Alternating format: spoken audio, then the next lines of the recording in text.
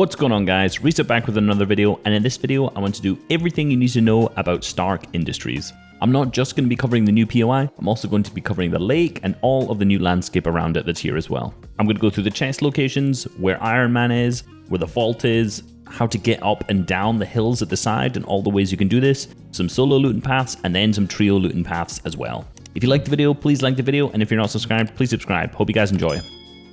In this new area of the map, there is 66 chests, which is a huge concentration across this area. There's a lot of really viable paths because of this. In the main POI, Stark Industries, there's 27 chests, and that actually includes for the fact that there's 5 guaranteed chests within the vault, and there's also another 3 guaranteed chests that are Stark chests spread throughout the POI. These chests give you 100% guaranteed loot and are always spawning there. So these chests are going to really combat the fact that there's a 50 to 75% chest spawn rate. So a lot of players are going to be landing on these chests, and that seems to be what's been happening so far. The second largest area that has the most amount of loot is up in the northwest area near the lake. You can see all the way around the lake there's a ton of chests, but in particular to the east side here, where there's 12 chests in total. Again, this can be another really contested zone that players are going to be dropping at. The rest of this place is really interesting because a lot of the chests are very spread out, which creates a lot of availability of these kind of scavenger looting paths where players aren't necessarily going to be landing at the POI, but they're going to be landing on some specific group of chests. So it's going to be something that's really viable for solos because there's going to be a lot of solo looting paths with a lot of backups here, and also there's going to be really interesting trio splits and how a lot of the trios are going to be splitting up this huge area, landing on different hills, different areas, doing separate looting paths, and then I'm guessing some of them are probably going to then push into the POI to grab the leftover vault loot as well. So Iron Man spawns within the Stark Industries building, and he always spawns on the west side of the POI here. He can either spawn in the ground floor and first floor, or on the second floor and third floor, so there's always 2 spawns that you can be at. And he's never in any other buildings like the Hangar or the vault building, and he's never on the east side of this building either, so he's always on the west. He's actually really difficult to eliminate because his unibeam does 90 damage and it's very difficult to block. You can't block it with builds, and you can't really just get away from it by running with your normal speed. So if he charges you with it, you're almost definitely going to get hit by 90 damage. I'm yet to find a way to avoid this, but I'm sure there is going to be something.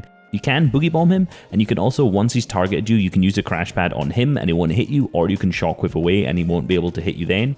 And then his unibeam has a cooldown timer of 30 seconds. So at this point, he's just going to shoot you with the gauntlets that only do 20 damage, and they are not anywhere near as accurate as well. So like I said, once he's used his unibeam, he's got a 30-second cooldown, so he actually can't hit you with it at that point, and that's the time where you can just get in close and shoot him. There's actually a distance where he will not use his unibeam at all, so you can actually just get up in his face and shoot him, but sometimes he just shoots it anyway. I haven't been able to find a super consistent way to kill him yet, but it seems like getting up close is the way to go, because if you are far away from him, he's going to hit you with a 90 damage unibeam, and there's almost nothing you can do to avoid it. My channel obviously mainly focuses around competitive, so these are mythics that he drops actually are not in the arena playlist, so I'm not going to be covering them in this video because all he drops is the vault key here. There are a ton of mythics that he drops in pubs. If you want to go watch that, Aussie Antics has a video covering what they do and what they're like, so go check that one out there. Now, the vault in here is kind of insane. It has 5 guaranteed henchman chests, which are the Stark Industries chests. These chests guarantee drop 2 weapons and 2 utility slots. That could be heals, that could be crash pads, that could be a shockwave launcher, it could be medkits, any heals like that. And a lot of the times the weapons that it drops are purple pumps, and gold and purple Stark rifles, so really powerful stuff here. There's definitely way too much loot for one person to take as a solo, so once the person's looted the vault, someone else can easily come in and grab some of that loot that's left behind. If you're the one to open the vault, you can actually just place 1 cone in the back side of the vault here, and that will open all 4 of the chests, and then there'll be 1 more to your right that you can just open manually. This is the fastest way to do this by far, and because you can't build anywhere around the vault at all, you're going to have to be really careful here, because there's so many ways that people can sneak up on you and you just can't protect yourself at all. One of the ways I like to bait the vault is by breaking the roof down to 50 HP above it, because if you break through that, you can fall straight down and kill the player who's in the vault because they can't build at all. In the POI, there's also 3 of Iron Man's car, which is basically the fastest car that was there already, but it has a slightly faster top speed, it has unlimited fuel, and you can continually boost on it. It is in arena and it is in pubs as well, so if you're going to be rotating, you can definitely use this to get yourself really far. It only has 2 seats, so you can't bring an entire trio, but like I said, there's already 3 of them, so each one of your teammates can get in one of these and individually drive. Verticality. That is something that has been in the minds of people, in particular the competitive community right now. surrounding the edges of this new area in the map because it's very, very vertical. And if moving endgames go over this side, it's going to be really, really difficult for teams to maneuver up and down this, just like old Polar Peak used to be. So let's try and give some counters and ways you can get around that. I used to drop Polar Peak a long time ago, so I, probably more than a lot of people, are very familiar with how broken this high level of verticality can be in a game, and if you can learn how to counter it, then you are going to be on top for these kind of zones. Pun intended. So firstly, here's all the ways that you can get up there if you don't actually drop up there. Firstly, you can build up, which obviously is very inefficient.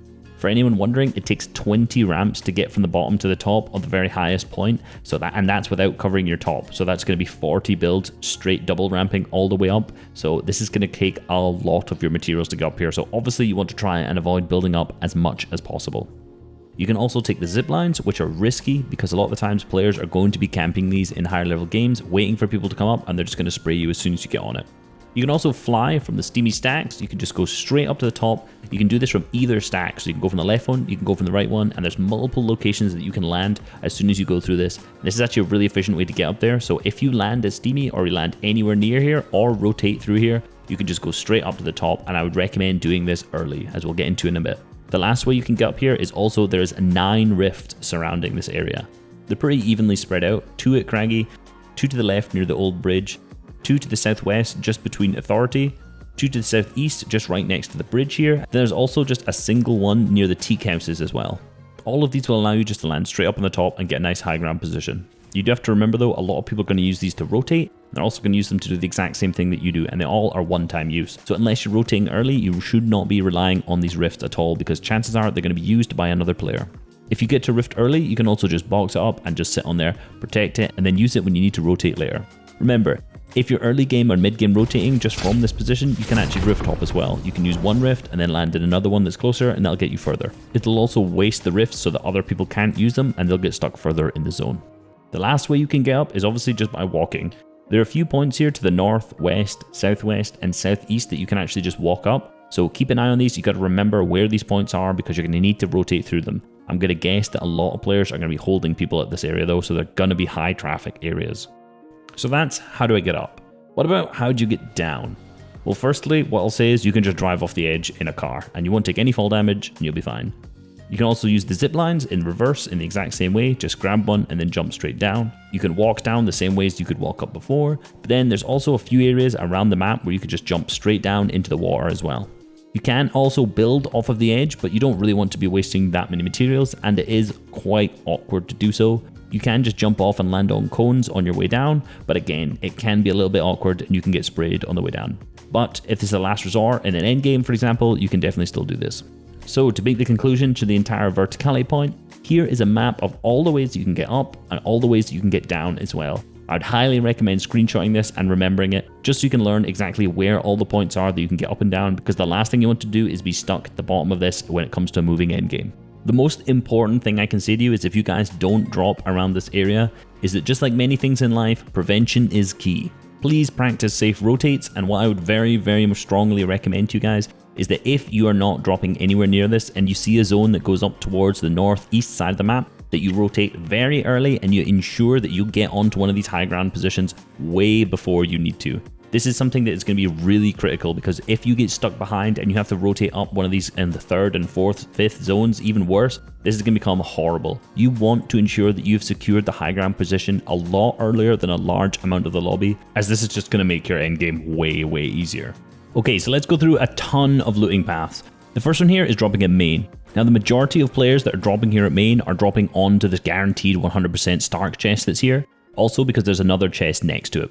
So you're going to get this 100% of the time, then you're going to drop off the ledge and go into the car park. You can see right in the edge here, there's a second chest. Grab that. If it's not there, just keep going to this next one where you jump across to the next level where you're back into main. Another chest there, then drop outside and go underneath around the level and you'll see a 4th chest. And that's a super quick way to get 4 chests, obviously assuming that they're all there, which obviously there's a 50 to 75% chance that the other ones are going to be, but that Stark chest is a 100% spawn. So you're going to notice some of the other drops are also on these 100% spawn chests as well. I will note that so far, this is by far the most contested drop, and this is by far where the majority of players are going to be going, but just in terms of the looting path, this is how I've optimized this. So to overcome this congestion, here is a map of how to drop and where to deploy your parachute to ensure that you get the lowest drop possible. The next path is for landing in Hangar. So you'll notice that again, there's a 100% spawn chest in here. So as soon as you get into the Hangar, it's on the right hand side. All you need to do is break the bit of metal that it's standing on and you'll get it. It takes 2 pickaxe swings to do, and out of this you will get guaranteed 2 weapons and 2 bits of utility. So what I would do immediately after you've hit this is ensure that you use the mats that you get from it to box yourself up, because other players land in this Hangar too, and this will give you a little bit of protection to enable you to use the heals, and these other players are going to be completely shambles. There's only 3 other chests in the Hangar, so chances are they're either not going to land on a chest or they're just landing on a random floor loot, so you're going to get better loot than them straight away. There's not really a certified path that I want to take through the Hangar because it's just going to be a bit of a chaos with the amount of people here. But go eliminate some of the people that are there, you're going to have better loot than them, and then while you're rotating into main, you can also go through and loot all of the floor spawns that are outside in the general flooring area here, because there's I think 5 chests out in this area, all kind of spread out. You can get them while you're going into main. So the next best spot if you're not looking to land in a POI is certainly to go up to the lake, and you can land in the east house here. I recommend landing on the chest to the south in the roof, breaking in and grabbing this one. Then you can rotate all the way around to grab the second chest that's here also.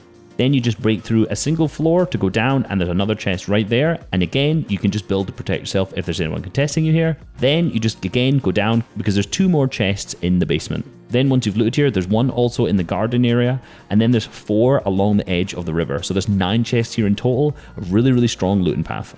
Also remember with these lake spawns, there's a few looting paths that I have around the lake here. So remember with these is that there's also a ton of fishing spots here, and a lot of times there's a lot of the fishing barrels that you can get harpoons from and loot much quicker.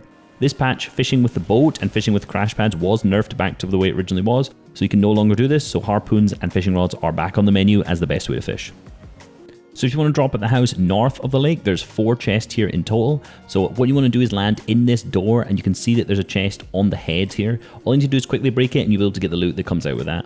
Then you go into the next room where I think it's a bathroom, where there's a chest in here, and then you break the roof and there's another chest above it. So this is 3 chests really quickly.